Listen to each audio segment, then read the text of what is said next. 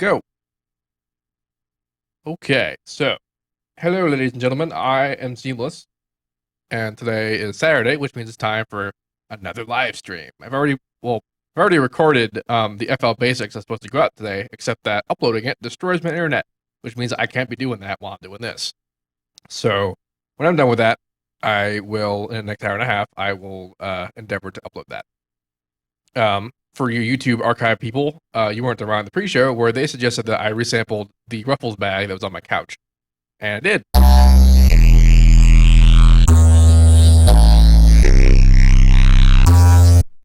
I'm having fun.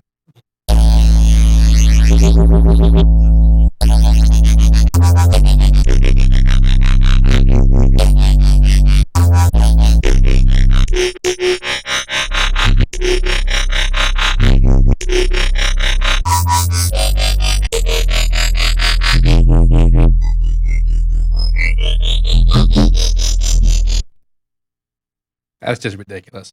Anywho, today's live stream will be like the other weeks, where we discuss stuff that comes up in the chat, and usually people are talking at me about mastering, and I did just talk about how mastering. Okay, first of all, mastering and mixing mean very different things, and mastering, in general, I mean, these were terms that I wasn't really familiar with, just because everyone I talked to had a different idea of what it means.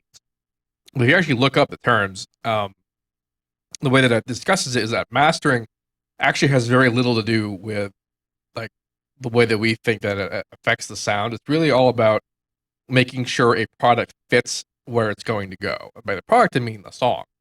And by where it's going to go, I mean things like on an album, on YouTube, on like SoundCloud or something, in a commercial, in a radio show, in a TV show, that sort of stuff. The like what you end up doing is like making sure all the tracks on an album are like the same, like consistent volume kind of thing, or like they're EQ'd somewhat similarly, because sometimes you don't do that, and then if one song has like a very different feel from another, if that's not intentional, then that can be kind of a problem. But that's mostly what mastering is, and then of course mixing is everything before that. And mastering, I think, like as people nowadays consider it, which is basically you have a mix, and then you have the master, which is it finalizes the mix. I think we get that just because of the way that like our internal mixing works in most digital audio workstations, where we have mixer tracks and then a master. And so we get the idea that mastering is this stuff we put on the master channel that brings everything together, and it does all the stuff like mastering, compression, and kind of deal. So like the terminology gets kind of cloudy, but when people say, let's talk about mastering, I'm pretty sure that they're talking about like, how do I use compression on the whole track to make it, do its thing? Because I mean, EQing is it could be a problem, but it's still largely pretty straightforward. It's just that loudness and the whole loudness war, and compression and kind of thing could still be a little bit less straightforward and more nebulous, more of a nebulous deal. I love that word, nebulous deal.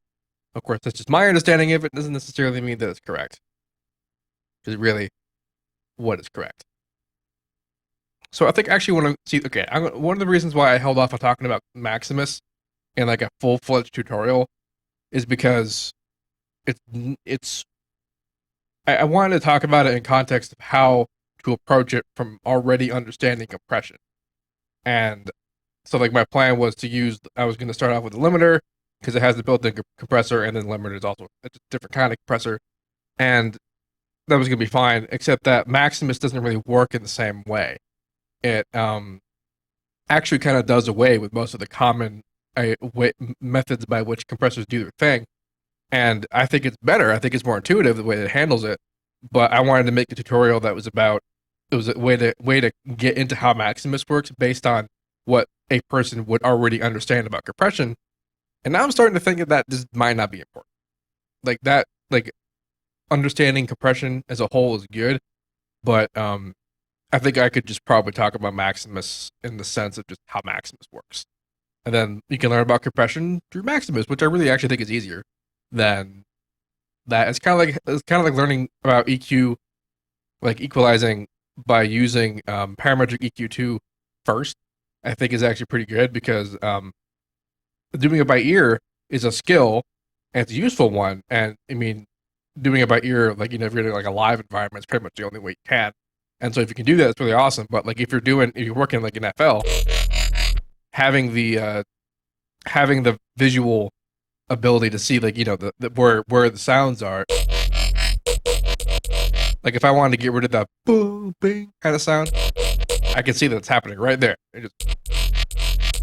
Now it's gone. Like that's the easiest thing in the universe because you can see that, and that's kind of like a crutch. Being able to having the visual analysis, like Span, plugin does that too.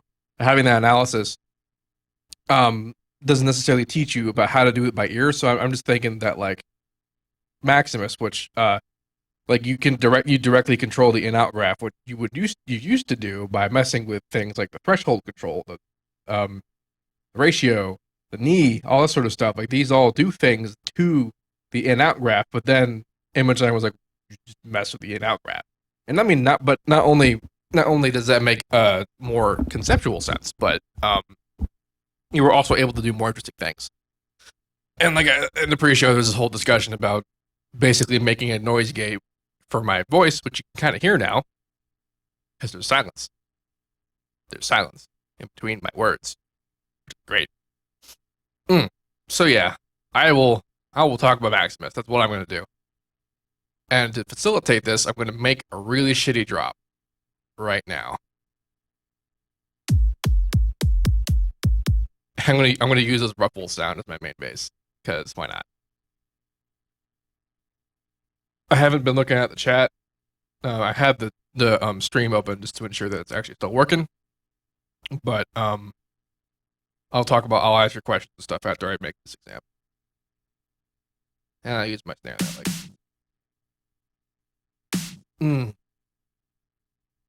Prismatic actually was telling me that he was going to send me some snares and stuff that he made from AU5 samples, which are kind of nice.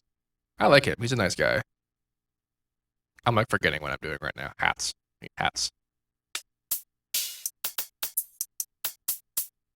I've actually covered so replace the snare. I actually covered drum compression and stuff in the previous stream, I think I did. If I didn't, I will eventually do a tutorial about that separately, just because it's kind of important. But that's not what I'm going to talk about when I deal with the compression and the whole of the track, which is really what I'm going to talk about. All right.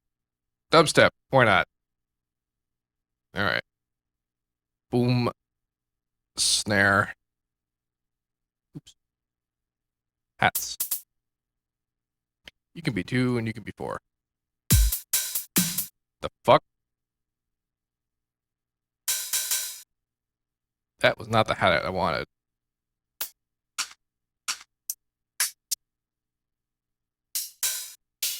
I guess it was. I'm gonna make this one better though.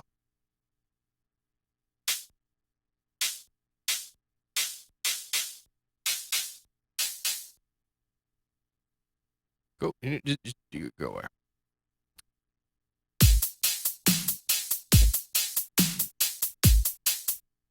All right, channel 1, channel 2, channel 3, channel 4. This is pretty okay. This could be channel 10. I tend to start groups of things by like 10s. So like if I start the drums in channel 1, I'll move, like if I have a synth that I'm also making, I'll move it to like channel 10. Because usually I'll add some stuff later, like I want the ride or I want the crash or whatever. And I kind of want to keep it in the group that the drums are in. So I'll do that sort of thing. And I kind of assume that I usually won't take up 10 inserts on a single group of stuff. I just realized the camera was weird. Actually, George, I didn't look at any of that. It's good that you reminded me that you did that, though, because I was planning on it.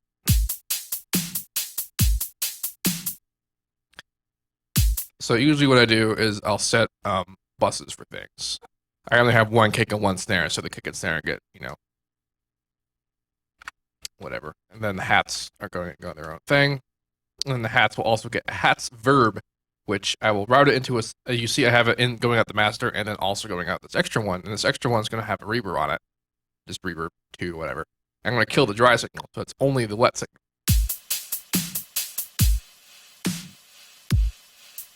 So that's just reverb. Now that I've done that, I can sidechain it by the kick and a snare. And I'm going to do this individually, kick and a snare. If this was just electro, then I would just do it by the kick.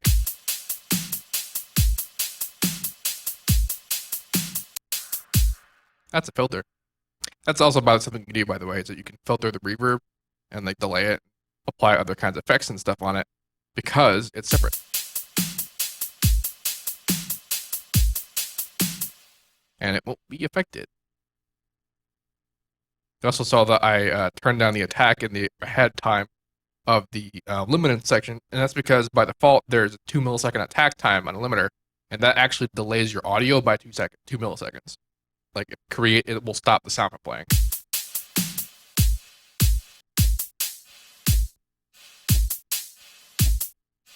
So that's why I don't do that. It's important to keep your things in delay phase. So that's not something that I took real care to do before. All right, so now the hats. I'm actually going to change a bit the hat hue. That's better. I'm going to send the hats to the drums bus, which is going to go over here. And note that I'm not right-clicking it and say route to this track only, which is what I would normally do, because if I did that, it would undo the sidechaining. Maximus. Okay, actually, so now we can talk about Maximus a little bit. I'll also talk about it in the context of the master, but since we're making the drum bus, I can talk about what I do with it here. So let's go to default Maximus. So Maximus is yeah, that's not okay. That's where I get that snare. That snare is not prismatic snare. That's a stock snare from FL11. It used to be a snare from the Groove Machine, which is a sort of it's not a third party. It's a standalone thing that ImageLine made for like loop performance and stuff like that. But they included it in FL11, the samples that they use in FL11, because I actually talked to Scott, the communications director, when I started making FLPs to sell, like the original Bass Antics and Impulse Gain and stuff like that, because I used Groove Machine samples. And I wanted to make sure it was okay for me to sell these files containing samples that were from a standalone pack that's for sale. And Scott said it was fine because you could just get the demo of Groove Machine and use it, and it would give you all the samples because it's just in a directory folder. So, and then I guess they realized that because they're kind of good samples that they could also include it in FL11. So they did. And that's primarily what I use for my tracks. Like, I start with these samples. Sometimes I'll use different samples. Like, I'll probably start using Prismatic's snare sample and stuff like that because I'm sample creation is probably the thing that I'm the worst at. Except maybe Supersolid. All right, so Maximus is a multiband compressor. Probably heard that term a lot. Now, what this does is it means you can compress sections of the audio spectrum individually.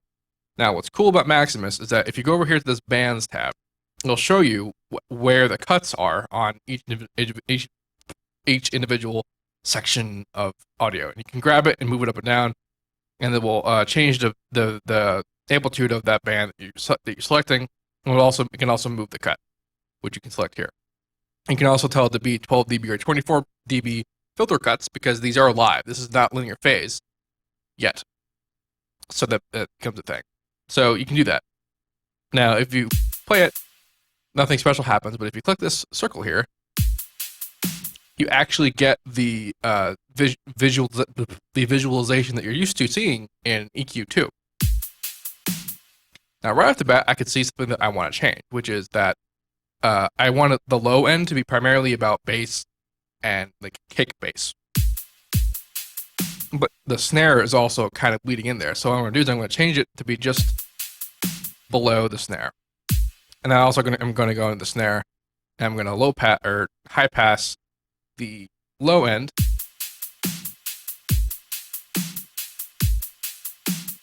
So that there is actually no low end below the fundamental tone of the snare. That kind of thing, that sort of thing. Yeah, the kick also kind of bleeds into the mid, but that's also because kick drums are actually a pretty full spectrum sound. Their main point is in the low end, but they have the clicky high end, and then a little bit of mid, a little bit of mids, a little bit. So that the kick is bleeding all over the place is not really a big deal. So now, if we go into the amplitude visualization here, we can see that the kick is actually on the pretty low end in terms of its low end. So I'm actually just going to crank it up so that it peaks at 0 dB or close enough. Same thing with the snare.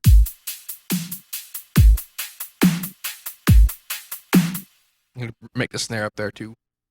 And the highs, the highs are weird because you don't necessarily want the highs to be at 0 dB because if you did that, you would notice that it would sound kind of harsh. So setting the highs is really just about setting it to ear. Now, everything that we just did is actually not compression. This is actually just pretty much equalizing. Like, we kind of just equalize stuff.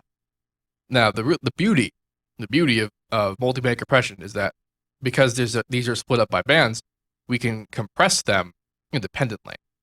So there's not a lot going on here, so it's not such a huge deal, but if I wanted to, I could. And this mostly applies to the tiny bit of low end that's applicable on the snare, but this will have more of an impact on the mids. So what is this? What's happening here? So this is a pretty decent example in this mid area here. You heard me before. I called this the in-out graph, and this is because it's also labeled in and out over here. And what this is that you see how whenever there's a sound playing, you see the sound's peak gets displayed and also the live peaking. And what this means is that when the sound goes in, its loudness is measured. I'm pointing at it, as you can see me point. You can see my monitor. It gets measured in its dB going to converted to that way. It goes in the graph, okay? And up top you see there's a dB meter for the x-axis and the y-axis. So right now, the way that I have it turned up here, the midpoint, the fundamental tone, and the mid area pretty much peaks at 0 dB. Now, what this line does that we have set here, the way that the default setting here is that if it goes up to 0 dB, it's killed at 0 dB. So then if it were to go, let's say 6 plus 6 dB, let's do that. It goes plus 6 dB. The line here brings it to 0 dB. But if I were to make a straight line right here, right now, this means that absolutely no compression is happening. It means that it goes in 6 dB and it comes out 6 dB, right there. So then right now it's going to go in 6 dB, but it's going to go out 0 dB. I can even do weird stuff like this, where it'll go in 6 dB, and then according to this graph, it'll come out 3 dB, minus 3 dB.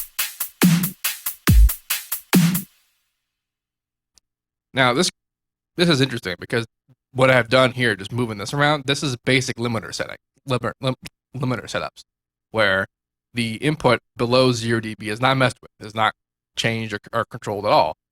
But when it gets up to 0 dB, that's when all the compression happens. We can change this, and we can make it a little smoother. Like if I wanted to make a smooth knee or something, like this is what that will look like. And you saw me put down a point just like you would in pretty much every other line editor that exists in FL, where you right click, down a point, and there's a point. You can do kind of weird stuff. And you can also set up, so that I set up different, you can also have different waveform types. Like if I wanted to be ultra weird, I could set this to be a wave.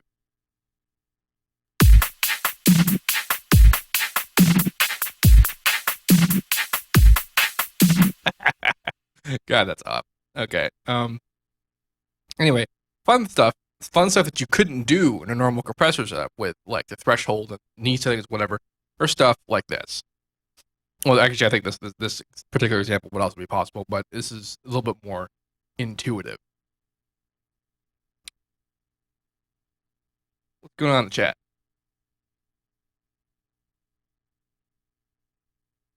People making rules. Oh, people advertising. Okay.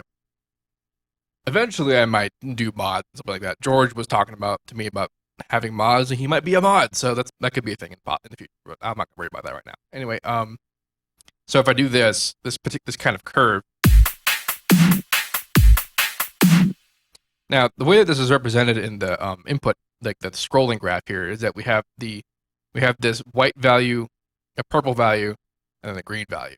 Now the white value is output. That's what's coming out. And then the purple value is the original input value. And then the green value is additional. It's being, I guess the green value is output.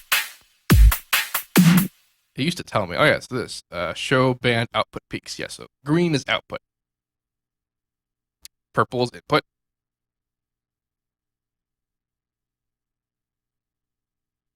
Oh, band input. Okay, purple is band input, which means this is the mid frequency input. And then we also have main input peaks where they'll show us the amplitude for all bands. Analysis band, which is not important. All the bands analysis. And these are the leveling markers. I want to know what the white markers are. That might just be the purple-green combination. It's probably explained in the manual, but I'm not going to read it right now anyway. So like we discussed about the earlier in-out graph business, if this, like, as you see when it comes down, it's actually brought up more as it's going down. So like when it comes back down to say minus 12 dB, it actually gets brought up to minus 3 dB. So this curve is creating a nice circular movement, but if we didn't want it to be that kind of circular movement, we can make it sharper. This.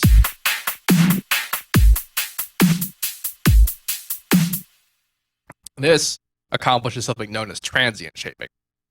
When a snare, a very transient heavy sound, which is almost entirely just a transient, there's some resonance frequencies when in there going on, whatever, but the transient, typically, if I were just to show this unadulterated, the transients are considered the shape of the amplitude curve here. That's transient. So shaping that, it does this. And as you see, but the purple being the original input and then the white output, which I guess is also just green, is shaped. We're making the transient sharper by doing this.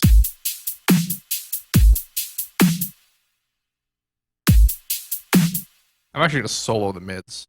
Where's the solo button?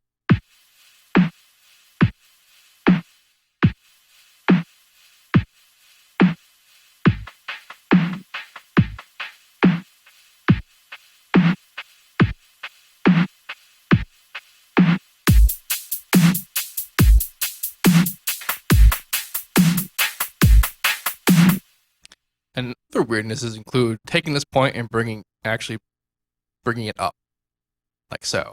Now, what this means is that when there's any sound at all, like you have your minus infinity plus 1, like you have that level of input, it's going to be brought up to minus 6 dB.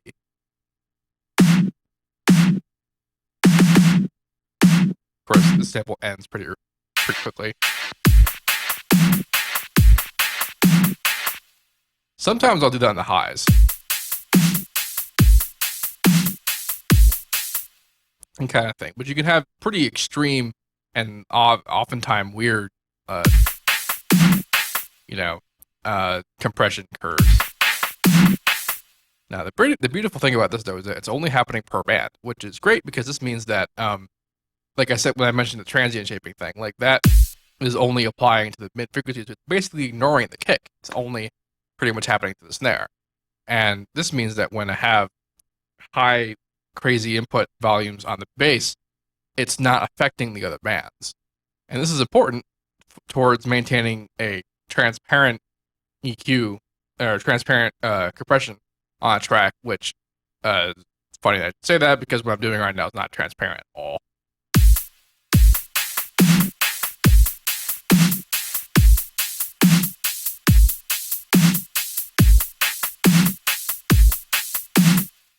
It's actually kind of weird. Now, we do have attack, release, and look-ahead values for all these bands. And these are like your average compression controls. And what this does is it controls how fast the shaping occurs in any amount of compression. So like, you see how you can kind of see a line there, but if I were to bring it down, it would be kind of like something that's like a wall. And the less release time, the more loudness you'll have if you're doing normal compression, like normal sort of average. Like if I were to do the master, like right now, the way that there's a master because there's 3 bands and then it goes into the master. Because the second you increase or decrease any values going into a signal that was originally 0 dB or around, it's going to go above 0 dB because you're adding in amplitude. So that's why there's a master compressor to ensure that stuff doesn't go over 0 dB if that's something you want to do.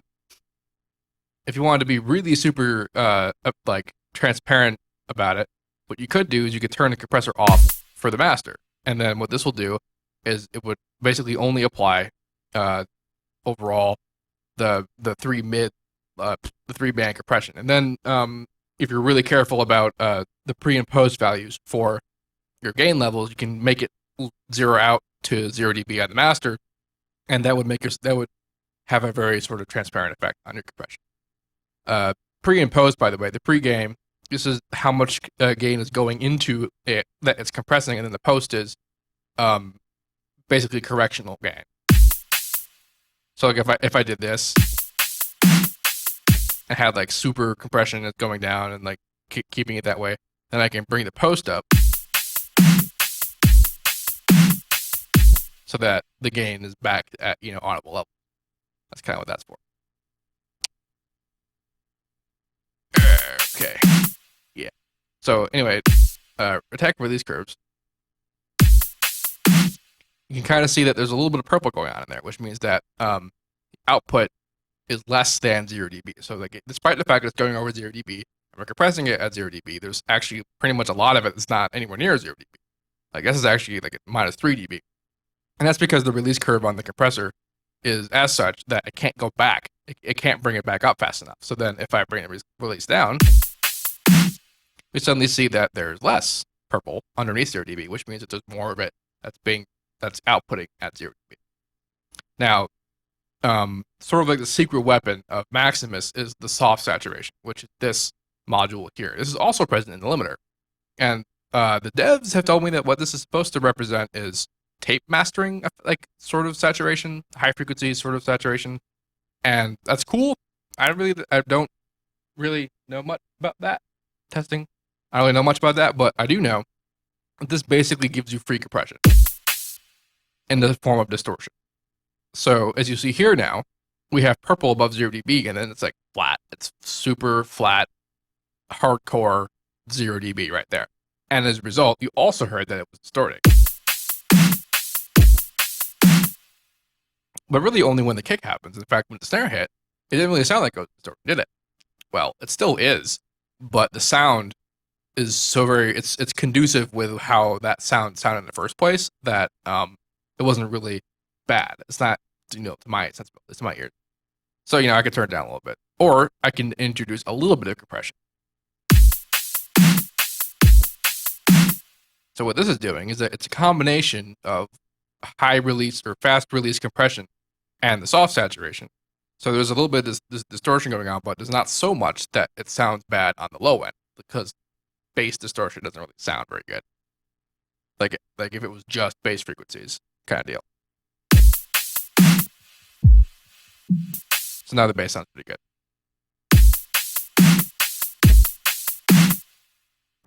All right, I'm going to pause here for a second and take questions.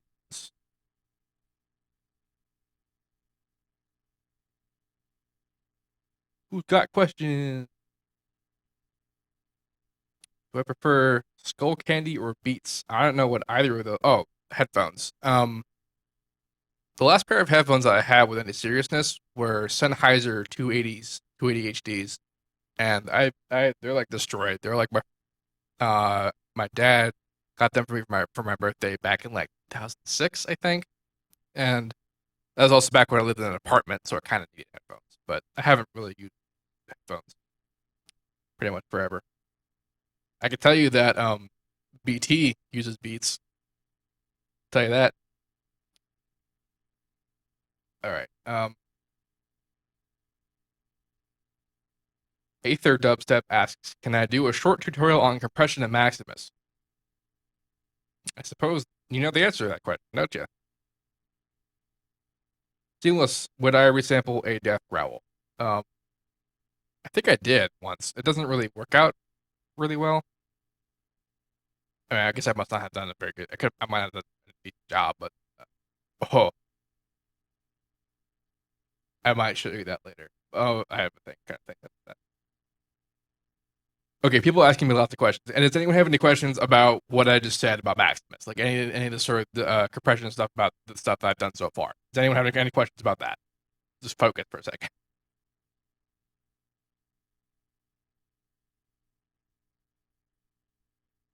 Wait, 8 seconds because of the delay.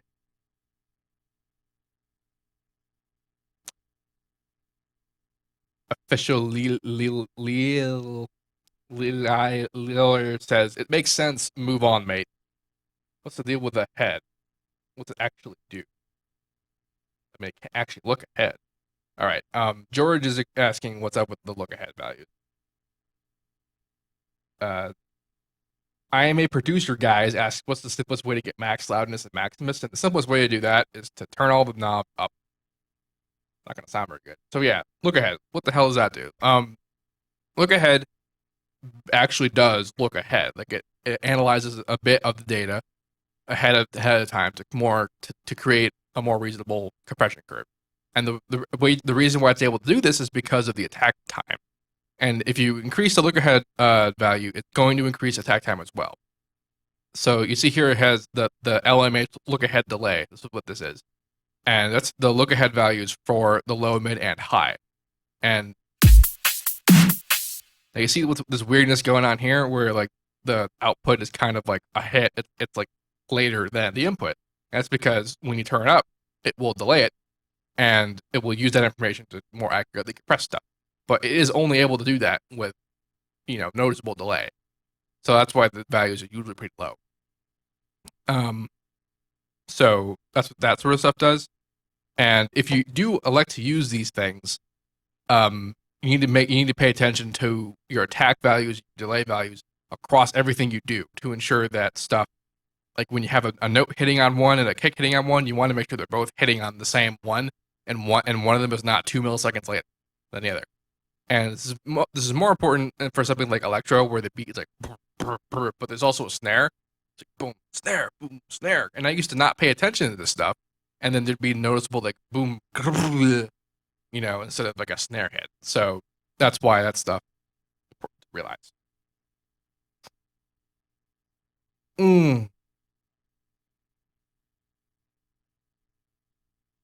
It does a little bit of smooth attack. It's kind of a weird thing because if you use too much of it, like the curve starts to look kind of odd, like weirdness like going on. So yeah, you can read the manual for its actual technical description of what it does, but I will just say that I tend not to mess with it. Like, except for when I'm having like a feeling where I don't want to have like saw saturation, but I also want it to be faster. Because if you have a low attack time and a low release time, there's still kind of some purple ongoing in there. But if I also load the head time, suddenly it's actually kind of like saw saturation because the compression is happening so fast. It's happening so fast that it's basically distorting it like it would anyway. But if you don't want that to happen, then you can introduce a little bit of look ahead delay. And then eventually you get a more reasonable curve going on. So like the tiniest bit still useful in some regard. And you saw I just changed the speed of the playback so I could zoom in on the curves and stuff.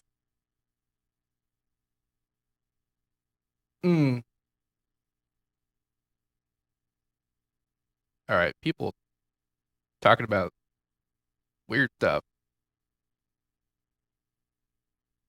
I could silence wants to try a quick complexity drop, and I'm gonna say no because I'm already at 140. So dubstep it is. So I started talking about the compression in the form of the drums, but I did want to actually incorporate drops and stuff. I'm going to use my Ruffles bass.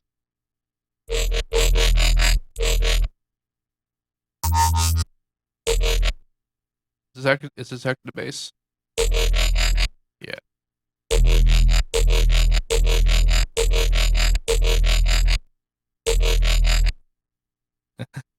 just so.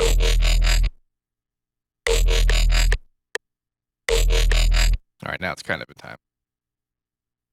All right, drums. I'm just gonna make a four bar drop. Do do do do do. Something up that.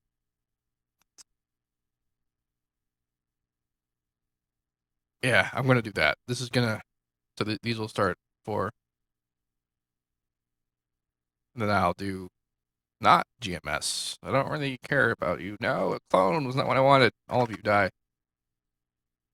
I'm gonna make a sound.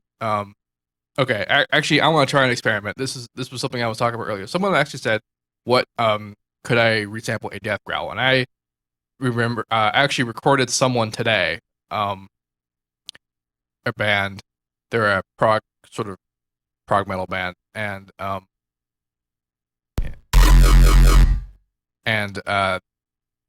one of the guys recorded them Tuvan throat singing, and that's kind of cool. But I got the idea. What would that sound like if I used that as a carrier in a Vocodex setup? So that's what I'm going to do. Analyze audio file. I got to find it. Project data. Hides of Time, name of their band. 50, 30. Okay, I'm gonna. This is gonna be incorrect as hell. Nope, that's it. Yep. Really wish I edited that out first. I guess it doesn't matter. Oh, okay, actually, so it would not be 52. It would be 3 because I have one that's compressed and edited. There it is. Okay, so this is a guy at Tuban throat singing.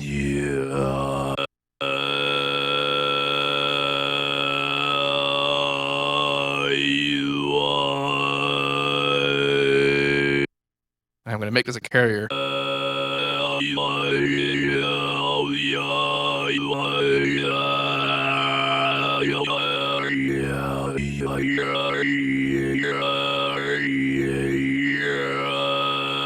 gonna have to be careful about how I control it. Yeah. All right. So 11 and 12, right? So you're 11. I'm just using this as a carrier. I don't really care.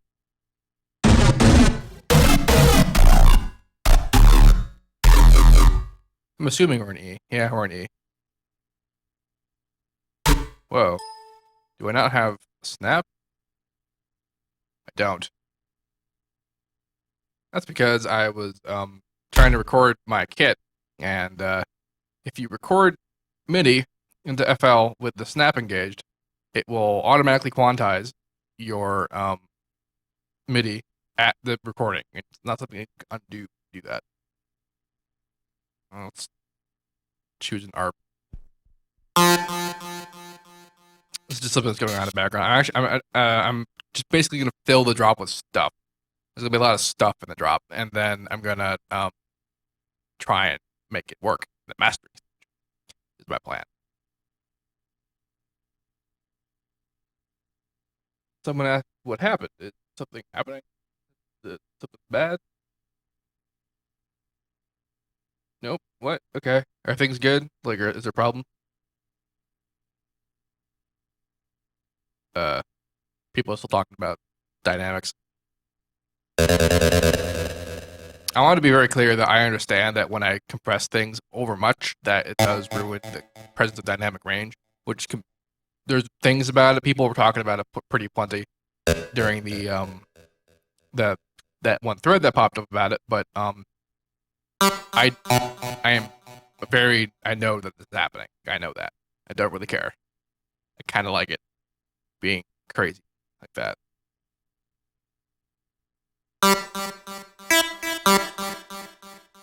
G? Do I want G? I do want G.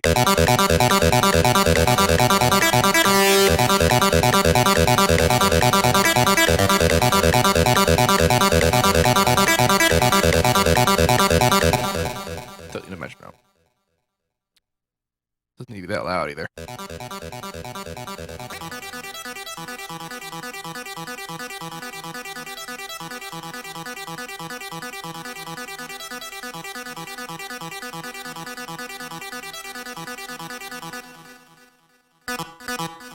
I really just want stuff going on. I might put a lead in there or something. I don't really know. But meantime, this is happening. I also am going to engage this guy. I guess let's get pattern.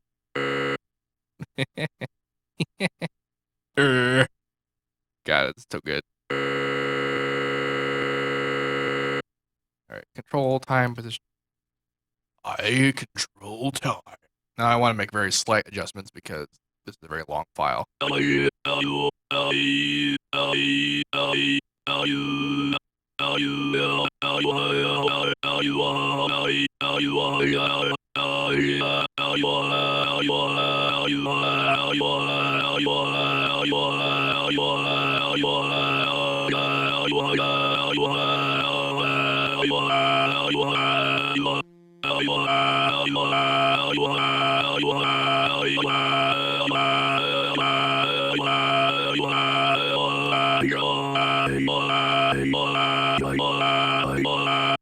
Sure, why not?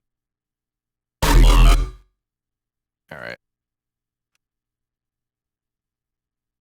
11 is carrier, 12 was modulator. Remember that. 11 is carrier, 12 was modulator. 12 was modulator, 11 carrier.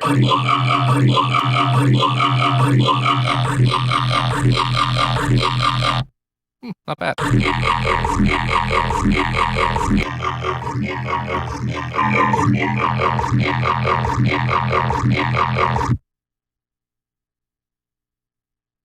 I have many tutorials about what I'm doing here.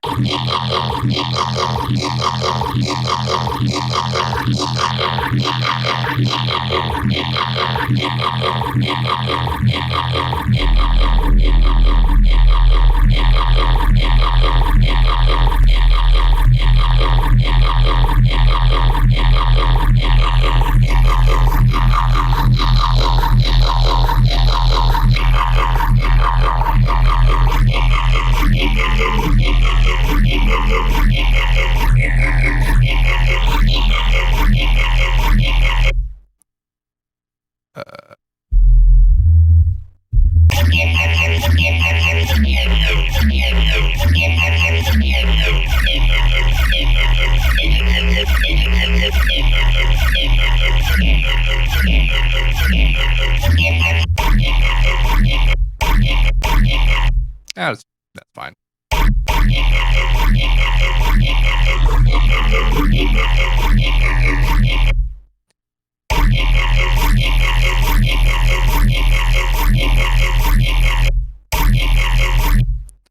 Sure.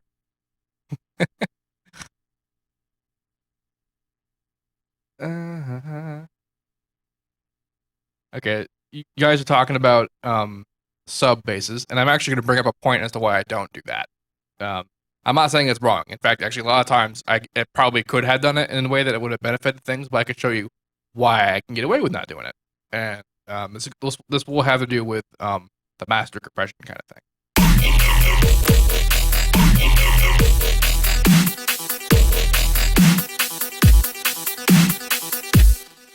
Not bad.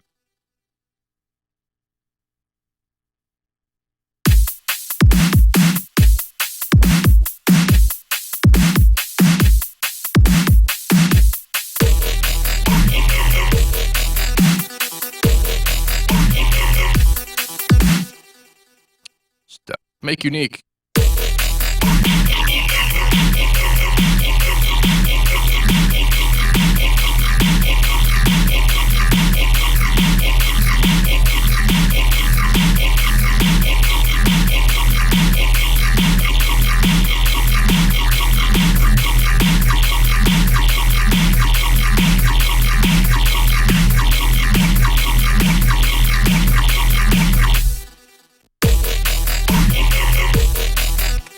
I want you guys to know that the last time I did this, and I think the second live stream, I made like a shitty drop, and when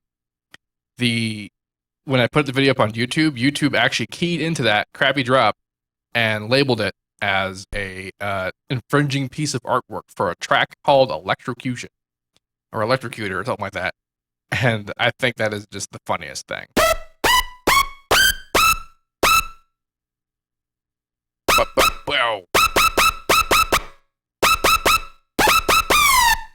God, that's so generic and lame. I am actually thinking I'm going to layer a bass underneath this. Actually, what I could do is I could put it under that patch, because if there's no carrier over it, as you saw, you might have seen in the Vocodex,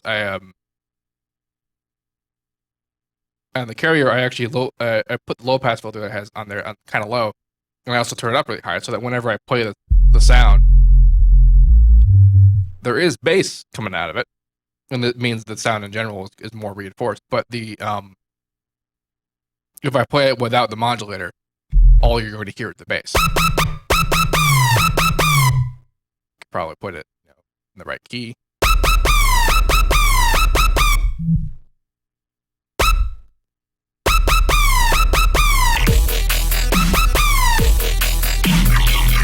So yeah, that's why I do that. I'm gonna do a speed increase for this one. Do copy value, because you can do that. Paste value, you can do that too. Fuck. Oh, I'm smart. Did that for the wrong patch. Cool. That's what I wanted to do. I could actually have just relinked it, but I didn't think of that until just now. So, oops.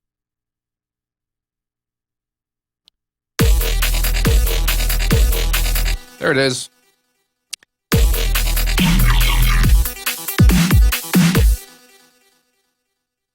And something else, some third thing.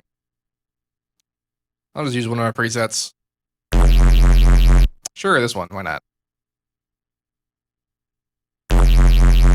Needs some EQ in though. Boy, that looks weird. Hell yeah. Kind of bad idea. Slide notes are my friend.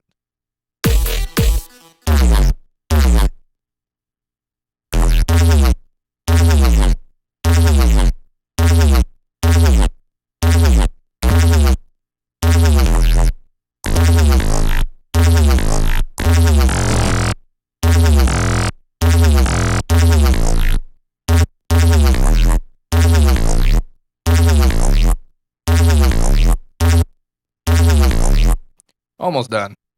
God,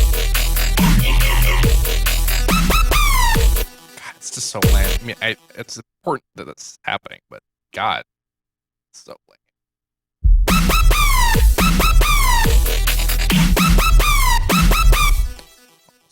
That, but it's not one.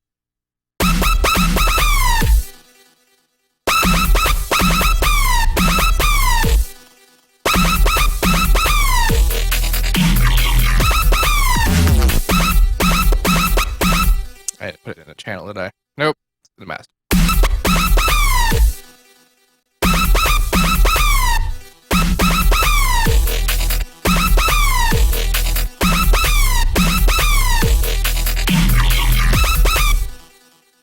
Turn it down. All right. So, first thing I'm going to do. Let's see. There's two parts. There's two parts to making the whole master, quote unquote, and two main things that I would suggest you do when you're doing this sort of thing. And the first part of it is sidechaining. Most people do this. This is fine. Some people actually don't do this, or don't know that you can do this. And I have a whole video in my channel called Sidechaining for Fun and Profit. And I suggest look that up and watch it if you haven't. Now, what sidechaining does, it's actually, especially for this particular kind of genre of like heavy bass music, EDM stuff.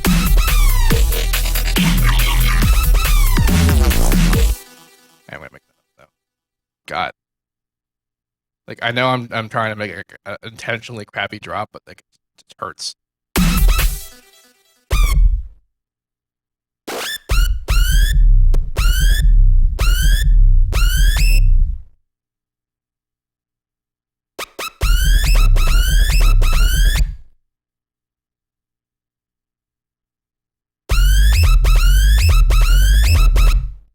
Whatever. Anyway, point of sidechaining is that what it does is that it takes an input analysis of it takes the analysis of an input and then applies that to compressing some other input.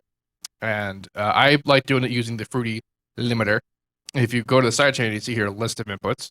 The labeled ones will be labeled. I have one each for the kick and the snare because those are the two loudest percussion elements and loudest elements in general. And I want them to sidechain everything in the mix, every single thing.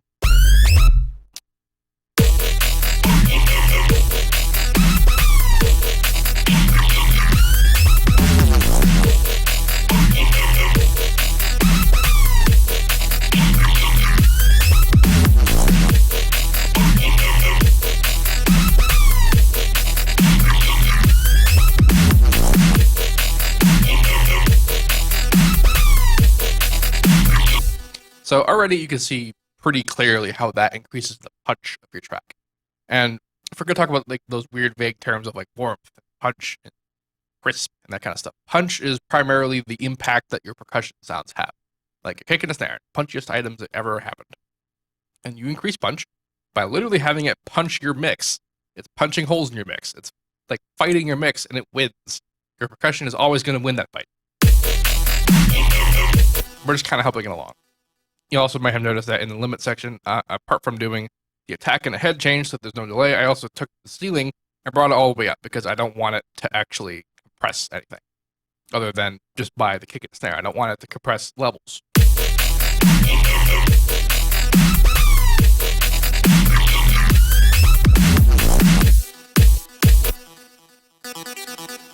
I'm going to put shimmer on this. Valhalla shimmer! Pretty awesome. The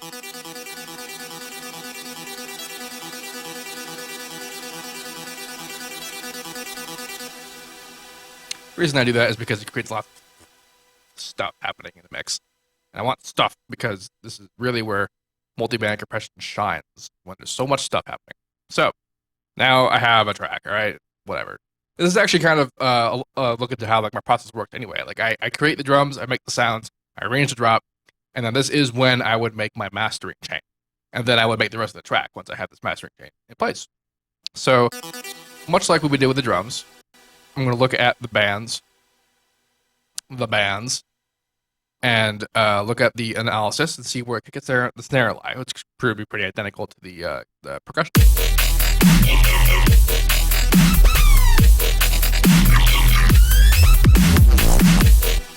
Now, I'm going to start talking. I really only move around the low and the mid, make sure that the snares transient, the main transient of the fundamental doesn't get involved. But we were talking earlier about sign reinforcement, and look at the chat. Look at no like problems. All right. Anyway, talk about sign reinforcement of your sub. Now, the reason you do that in general, like why you want to do that in your sound, is because, especially for like this sort of music, our basses and things are very distorted and mid-heavy. That's kind of the point of the sound. And doing that usually fucks up the bass, the sub presence. And so what you do is you high pass it so that there's only the mids and the highs, and then you layer the sine. It's a sine wave, a basic sine wave, and that keeps the bass on point, kind of thing. Now, a funny thing happens when you high pass or low pass a whole track. Like if I were to just solo the sub of what we've done so far,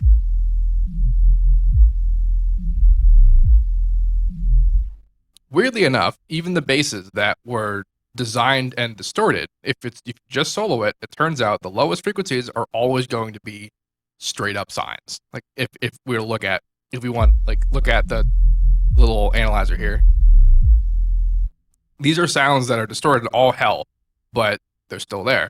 And the reason why this is going to work out well for us, and especially with multiband compression, is that no matter at what level that sub is, we're going to compress them all to the point where they're all going to be at the same level. And this is going to create a smooth and stable bass for everything without side reinforcement. All right, so now we can look here and we can see the disparity in our bass. So now, remember how we did the side chaining, right? So we have the kick and the snare punching holes in the bass, and yet the kick is so much louder, like sub-wise, than the bass is. So what we're going to do is I'm actually just going to compress it to the point where the kick level and this sine level are going to be the same.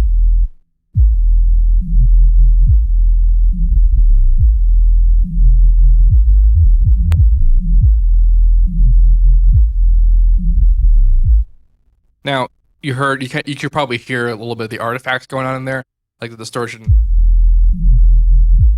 as a result of the fast release curve. And you saw that I moved it up to increase it. I remember how we had this whole conversation earlier about how we didn't want to do that if we wanted maximum loudness. We wanted to have low release curves so that there's as little purple as possible going on in there. And that's pretty much only true for the master. And the reason why this is fine, what I'm doing is working out for the bass, is because the bass doesn't need to be crushed at 0 dB. It just really needs to be only relative to each other on around 0 dB kind of deal. Because at the end of the day, like, bass is a very powerful thing. It's a very powerful end of the spectrum. So that even if it's like hovering even to minus 3 dB in the mix, that's a lot. Like, for it to be that much and stable the whole time, it's incredible. So, and so now we can also see how like this curve and this curve are two different basses that have two different EQ'd amounts going on. And now because of this compression, they're level. They're the same level. And this actually only happens at the low. So now the mids and the highs haven't been touched by all this sub reinforcement we just did on the low end.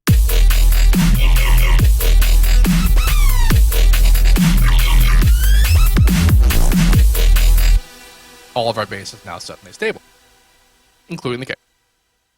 Now, we don't need to be that incredible with the mids. Like, we don't need to have the lowest amount the same level as the snare. And the reason why that worked, by the way, for the kick is because we carved the hole in the mix as a result of the side chaining. So then when we brought it all up, like, the levels weren't going to like fight each other so hard because that compression is basically already done.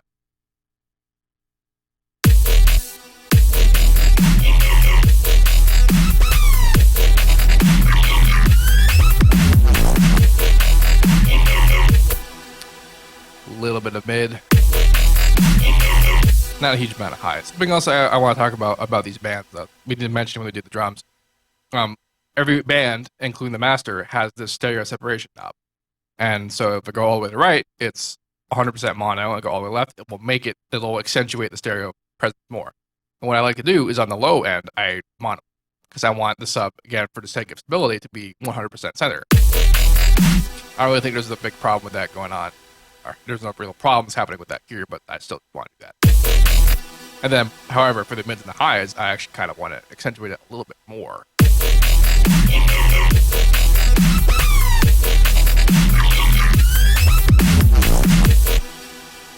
And stuff. So now, here's where fun things happen when we start talking about the master compression of the whole thing. So earlier we talked about how using multiband compression is a way to get more transparent compression on your tracks. And that's true, but the kinds of stuff that we like hearing in like EDM and like hard electro tracks or hard dubstep tracks and bass music in general are actually horrible mistakes in compression. Like the stuff that we like to hear, like the pumping sidechaining kind of thing. That used to be that's a compression artifact. That's when the kick, it hits so hard and it's so loud and it compressed so hard that it carves out whole sections of a whole song. That's where that happens. People like that, and so now they do it on purpose. Sidechaining used to be for vocal ducking. That used to be what it was for. And now we use it for kicks and snares. And like we intentionally go after these sorts of things that were like, if we ever did it on like a jazz track, it would be a train wreck. So that means we have lots of leeway with what we can do with the master compression, because at the end of the day, like the standard of being transparent is meaningless. Like, what that doesn't mean anything when we're talking about like specifically this kind of stuff. So like, I like doing things. So the first thing that I do when I start talking about when I start doing master compression stuff, is I turn on soft saturation and I turn off compression. And I see how bad the distortion is. I want to see just how much it is. Sometimes if the mix is done in a certain way, I actually can turn this on and it won't be bad. It'll actually sound fine. Probably won't live it won't survive the track, because usually what happens is when you do that in a drop, it sounds fine, but then when you have like an intro that is not full of drums and bass, it'll start to distort like light things. Things are supposed to be smooth and pretty will distort because they're pushed over 0 dB. So that's why I usually have a little bit of compression going on, like up here. And then same thing, mess with the release in the head curve and stuff like that. See what it sounds like.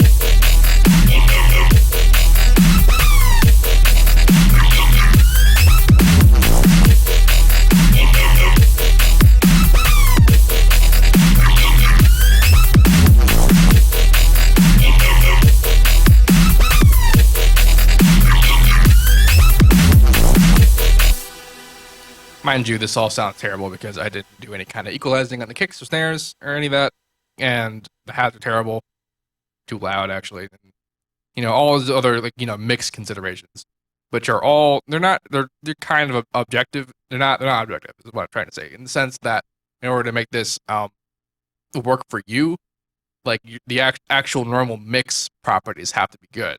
Like the leveling and EQing and stuff, like the balance of the mix has to not suck. But like utilitarian stuff, like keeping the bass even and stereo separation and loudness and stuff like that, are pretty universal in the sense of what I just described, how to use Maximus for that end. So I believe this is okay. So let's have some more questions about compression and stuff. Who has questions? People talking about Reddit and stuff. And Audio Technica. Lack of Silence says, can I do a citrus tutorial? And I would say yes, in the sense that I've done like 20. Would I do a happy dance if Harmer got an FM overhaul in FL12? Hell yes, I would. Oh my god. Damn. Like, could you? Let me talk. This has nothing to do with compression, but I want to talk about an idea I had about FM synthesis and additive synthesis. So the way that Harmer does cool stuff is that it has, it sounds, sound I have, whatever. You go and you have sounds, and you can go into things like harmonic phase, and you can change the phase of each individual harmonic that happens over here. You can change each phase, each volume. You can go into the local EQ and change the volume for each harmonic, and then that will change for every note because it's the harmonic, not just the area of the spectrum. And the same thing with the unison pitch. You can change how much unison there is on each harmonic voice kind of thing. So how cool would it be if you set up like you just had an FM oscillator, like you would Massive, like you have a separate modulation oscillator, and you just modulated a voice, quote unquote, but it's actually modulating all 516-ish partials, and then you can control how deep that FM was, like how high or how fast. Imagine you can control how different FM speeds on like a different FM pitch on different harmonics. I don't even know what that would sound like. I have absolutely no idea how I could even consider what that would sound like. It might sound like shit, but damn, how cool would that be? God. Anyway,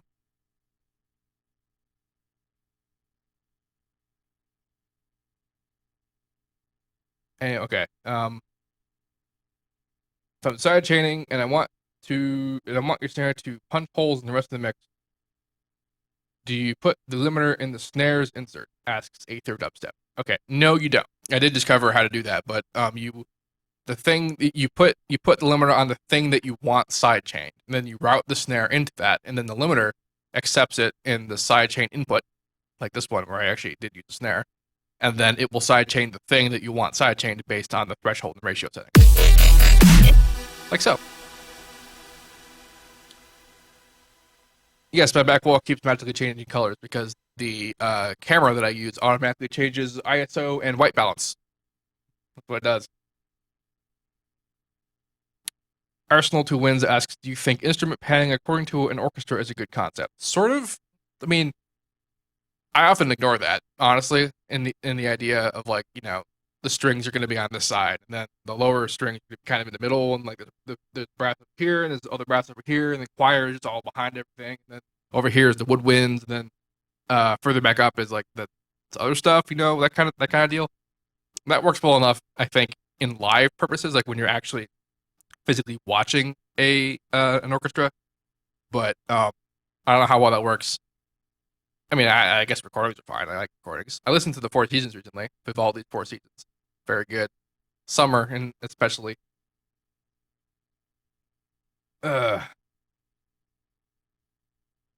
Noodles idea is a good one. Someone had an idea. Okay, noodle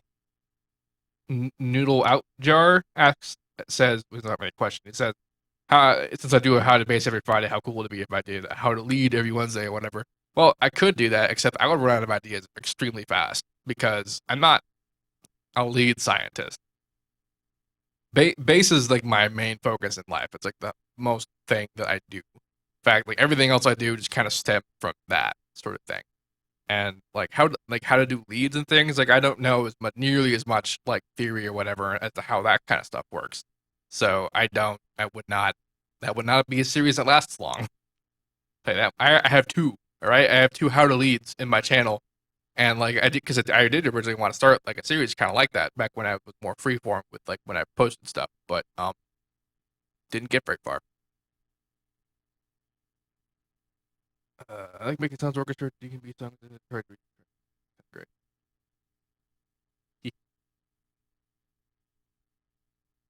It's Nicholas Cross's birthday, so happy birthday, Nicholas Cross.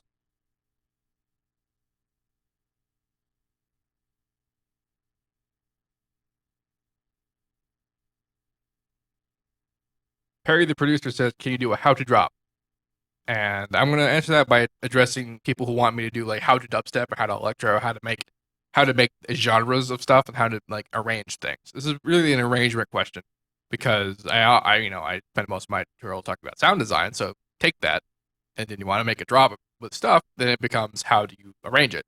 And I don't really want to do that because I don't have a formula for that sort of stuff. Like my process for arrangement is much like what I just did here, where I put stuff down and played it, and if it sounded good, I keep it. If it didn't, then I changed it. Only this one I had ridiculously like lower standards for how I wanted it to sound, and like oftentimes if I just put stuff down and it doesn't sound good, I'll get discouraged and they won't work on the track anymore. I'll go work on something else. Like kind of like most people in life, I think. Mm.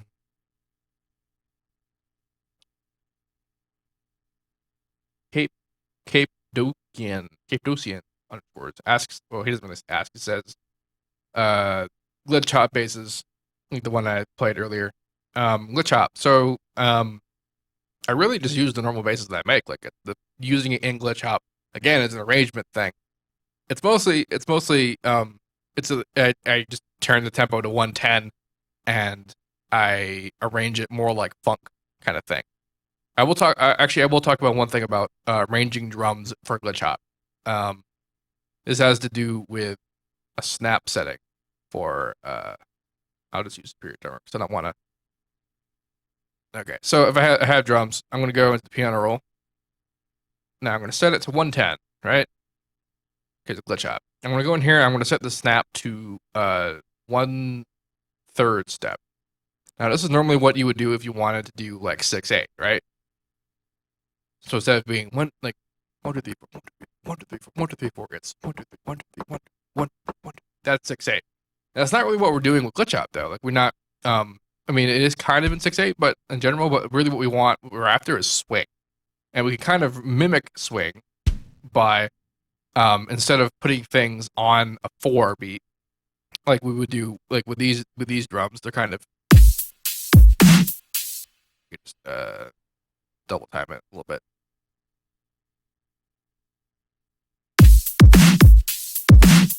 Right, that's on 16th notes. So we can actually still put it on 16th notes. That's the harmony. We can actually put it on 16th notes anyway, but we basically classify the 16th notes as being on the very edge of on the 6/8 setting.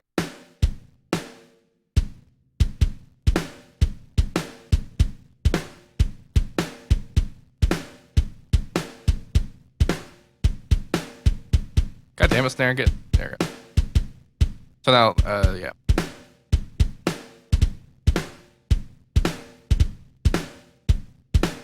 Now that's like a very harsh, like a very far at the end of the swing. Because again, if I wanted to, I could go up here and turn the swing knob. Problem with that though is that it's not global swing. It's only swing for that, all the patterns, I guess. It's a swing for the sequencer, which is fine. But then if I wanted to write like a melody that fit it, it'd be kind of difficult to do that. And so that's why I write the drums in 6/8 basically, only with the 4/4 feel of 110. It's possible to FM the 3X oscillator. If you have FM8, you can load FM8 into the effects and then engage the in oscillator in FM8, which will accept the input of audio in general, And then if you route the 3x OSC into that, then you can FM 3x OSC using FMate. Or you can load up, you can automate the pitch. You can make an automation clip and set it to LFO. And if it's a bass, this will work because it might actually be fast enough, but you can't really go very fast in terms of like high frequency, higher notes.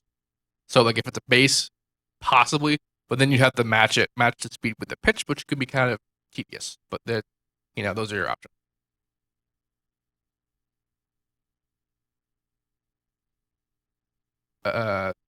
Numbers Music asks, have I ever seen Audio S tutorial on his track Headroom? No, I have not.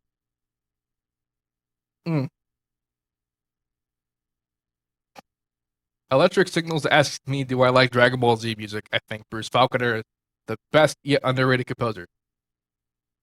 Have you ever listened to the soundtrack to Dragon Ball? It sounds like he made it on like the first sampler keyboard. Like the music isn't bad, it's just the sound choice is the worst. It's like the worst. My God. And like, man, I listen to that a lot. Just a lot. I think the original music is much more suited for it. The Japanese soundtrack is much more suited, I think. Yeah.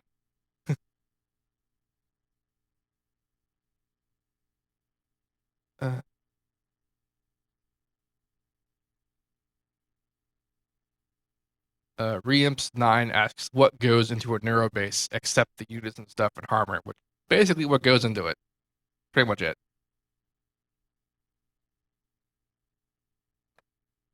How do I make a vowel in Vocadex? Asks Twisted Halo 3103. How to base 8, I think it goes over the best application of that because I used it in my track Menagerie pretty heavily, and that was the one that I used to go over it in that one. I also have various other Vocadex tutorials. Pretty much any Vocadex related tutorial that has it in the title in my channel will talk to you about how to use that. We got about 15 minutes left. I think we can answer some more questions. Flaphead89 asks, how would I equalize a bagpipe sound? Yes, it does have harmonics everywhere. That depends on what I'm EQing it against. It's like if I wanted to fit into this track, I probably just remove the bass and then I let compression take over. Think about compressing it the way that I do with like the massive, just very hard compression is that EQ balancing tends to be less important. Like it's not unimportant. Like it needs to not suck, but like if you have a whole crap ton of stuff in the same frequency area, like normally you would have to very carefully balance that out and like carve out specific frequency areas and kind of stuff like that, or sidechain stuff. Especially you do that.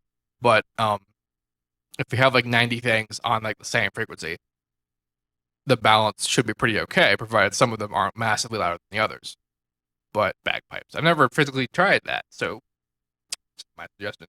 Someone else, I didn't read his name real quick, but while I was answering that question, he said that Deadmau5 thinks dubstep is overcompressed, and if I'm going to say that dubstep sounds more compressed than the stuff that he makes, he's absolutely correct. And whether or not that's good is not an objectively possible question. It's not possible to answer that question objectively. I like it. I like it a lot. I like overcompressed stuff. I think it's great.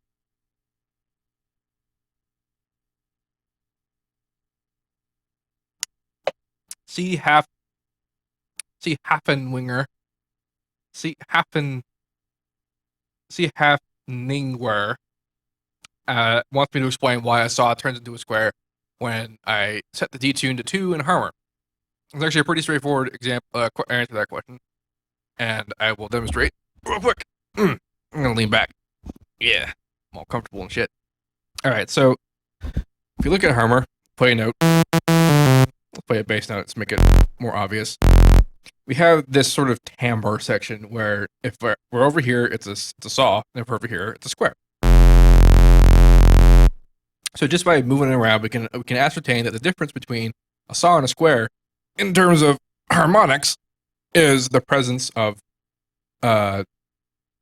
even numbered harmonics. So like right now, on the side of the square, we have only odd numbered harmonics. So like the first one, the third one, the fifth one, that kind of thing. And then If we have the saw, we have all the harmonics. So that's pretty much what that is. But why is it that when we detune it, does it do that? And that's because when we go into saw, we detune it.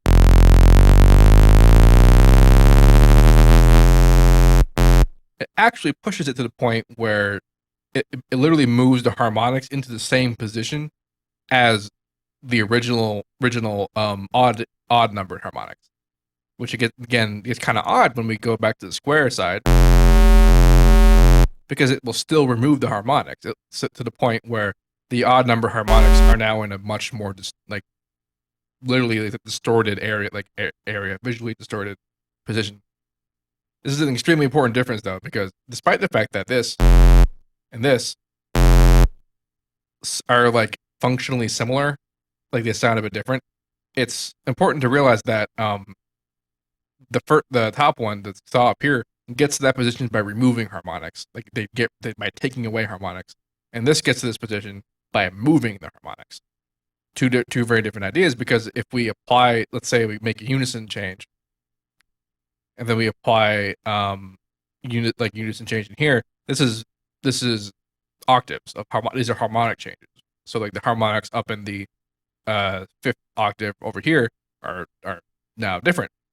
And if we get to a saw by going over here, it's removing the harmonics. So then the fifth octave is still the fifth octave, but like in between the fifth octave and the sixth octave, some of the harmonics got removed by moving it to a square. But then if we're on a saw wave and we do detune 2, the information of the pitch in the harmonic on the fifth octave is now somewhere like way up here. It's in like the eighth octave or something, because of how the harmonics move. So that harmonic that had that information still exists when it's a square by the power of detune 2, but it's in a different position now. It's like it's applied elsewhere. So that's something you have to keep in mind when you do this sort of stuff. You can even see that the harmonics from a different position is a result of the unison being applied differently. Dylan Sound likes trains, guys. I don't know what happened with dubstep. I mean, I usually tend to refer to all this stuff as bass music. People tend to refer to all this stuff as EDM, which is technically, I guess, true, but that can also apply to a lot of other stuff. However, call it bass music, you suddenly get a different idea about what the priorities are of the music when you listen to it. I am an American. Someone asked if I was American. I'm an American. Someone asked if I use 8-bit sounds. The answer to that is no, I don't. It's not really something. Volpini asks if I can play the drums back there, and I don't want to spend the next 40 minutes setting them up. Dylan Sound asks, how does image resynthesis work? That's a good question. Like, I know like the basic idea is that you take a picture, you put it in Harmor, and then it will like color the harmonics. Let me take out it'll color the harmonics based on like the visual information. Like it'll turn off harmonics where there are dark colors and turn them on where there are bright colors, kind of thing. But that's pretty much it. It worked. I mean, I don't know how else to describe that, to be totally honest.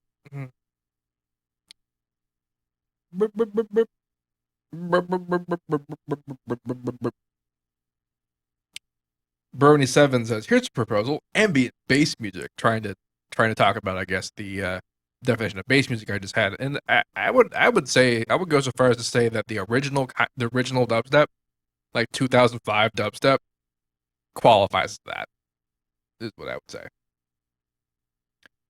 Officially asked me to do metal tutorials. I don't really think there's a lot of a big audience for that, for the people that follow me. I might do that if I get bored sometimes. Also just tone. I don't know. Maybe sometime.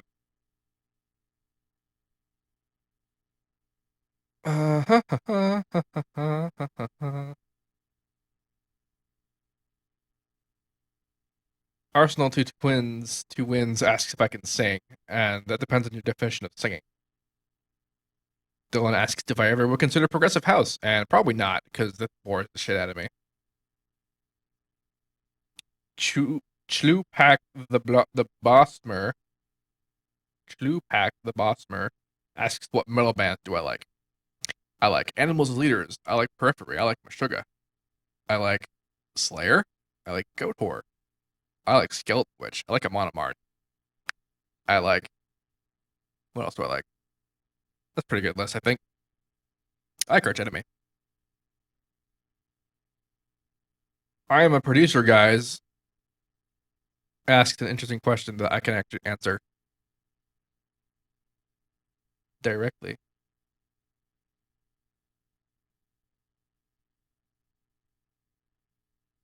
He asked if I would ever do a metal EDM crossover. I think he meant to metal dubstep, but that's fine. Welcome to how many private tracks I have.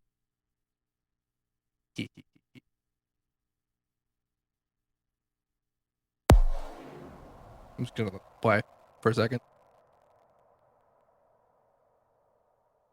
Doop boop.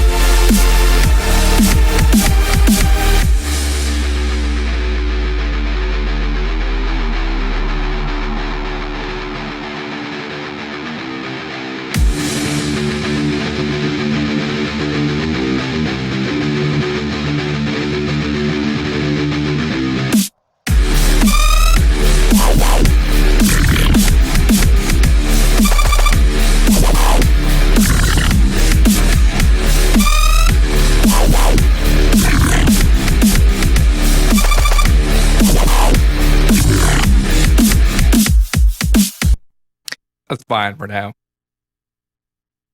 That is a thing that could be a thing in the future, so keep an eye out for that. And yeah, I am kind of exploring the idea of doing more metally influenced things just because I like guitars. I like guitars a lot. Someone asked continuously. Okay, someone else just asked if I use WoW filter, and answer that question is no.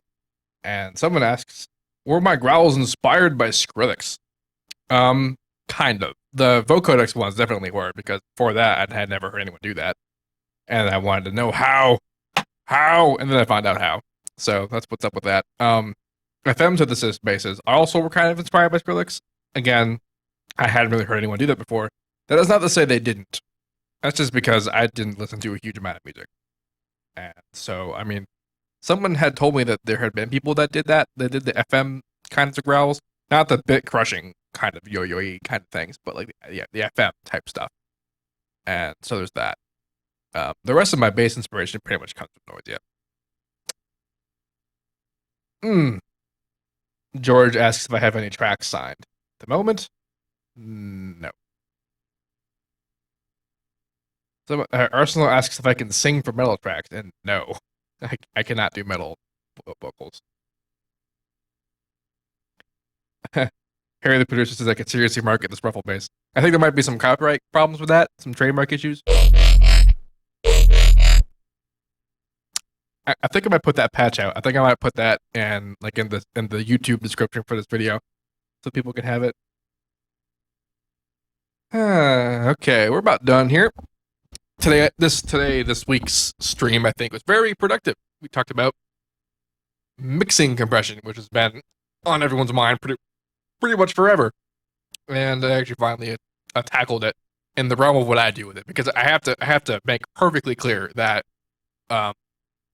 I told you how to do it in the context of how I do it. That is not to say that it's the best or correct or even good. It's what I do. And if that's what you want to do, then good. Not going to post a laser patch. Oh my god, shitty laser patch. Holy crap. Someone asked if they post something through Facebook. Will I listen to it eventually? Probably.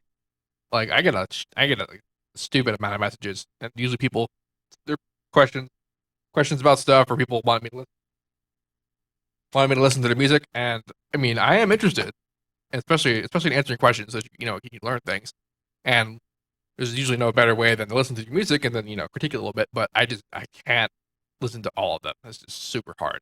I do want to bring up one last thing before I go, and that's this whole Patreon business that I've been mentioning recently. Patreon, if you aren't familiar, is a crowdfunding platform that run by none other than Jack Conte, who, if you don't know who he is, YouTube just Conte, Conte, and boy, he's good at stuff, and primarily Launchpad Funnery, and this platform, the way this works is that it's designed to be continuous funding. Like, he compares it to Kickstarter, and in such a way as saying that Kickstarter is all about lump sum big project funding. So it's like, I want to make a movie. They make, you give them $200,000 to make a movie, and then it's fun and good. It's fine, whatever. But the way that Patreon works is that, like, it's for people who they don't make the movies, but they instead make 50,000 4-minute long vignettes and put it on YouTube. Like, that's their thing. They continuously make like YouTube like episodes, right? Webisode kind of stuff. And the way that the Patreon will do is that the patrons will pledge to fund each individual piece of content. So, like, the way that Conti has his own page on Patreon, and the way that it works is that every time that his funding is for music videos, for his crazy, like, really deep, like, super deep, involved Launchpad music videos, and because he has a huge following, has a funding so that he basically gets paid like a couple $1,000s every time he puts out a new video. And that's the way that's like the contract between the patrons and the creator. And the way that I want to do it, because I have the Patreon page now. I'm actually going to link it. I'm going to link it to you guys. But the way that this works now is, for me, is that I wanted this to fund a month's worth of tutorials, because I put out regular content, but it's also scheduled. So, like, it's going to be like, there's no mystery about how long it'll take me to do it, and it's also a lot. So I don't want to bankrupt you guys. I mean, come on.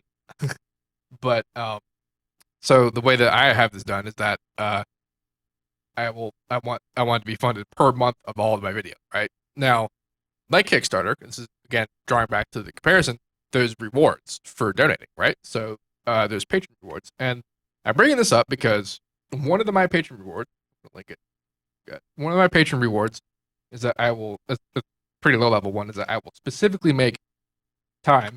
I'll make time specifically to listen to your track and review it. Like, I'll put it on my schedule. because you paid me to do it. Like that's pretty much what's up with that. That's one of the. I think it's like $5 one. Also, you guys and your gay whales, the hell, man. Seriously. So that's what's up with that. And Patreon does work through PayPal. That's how they do it. You pledge the money, and then it's every month it takes it. I think it pays it out. I really think that I got a handle on this, and I really hope I do, and I hope I don't fuck it up. I'm talking with them to make sure to clarify to make sure I'm working out right. But yeah, that should be pretty straightforward. So then, I mean, because I will try to listen to your stuff. Like you send a message to me on Facebook or post on my page or whatever, I'll try to listen to it. I probably won't. Like I might not get that kind of time to do it because, like, God, I do a lot of stuff. I do, but I'll make time. That kind of thing. Because I want people to flourish, listen, to have their stuff listened to, and for people like me to tell them things about it. Yeah. All right. Totally straight whales. All right. Cool. I'm gonna call it. Uh, the streaming happens. Heck, but that's how I stream. The streaming happens. Every Saturday, 6 p.m. Which is -5 GMT. And I will see you next week. Yeah.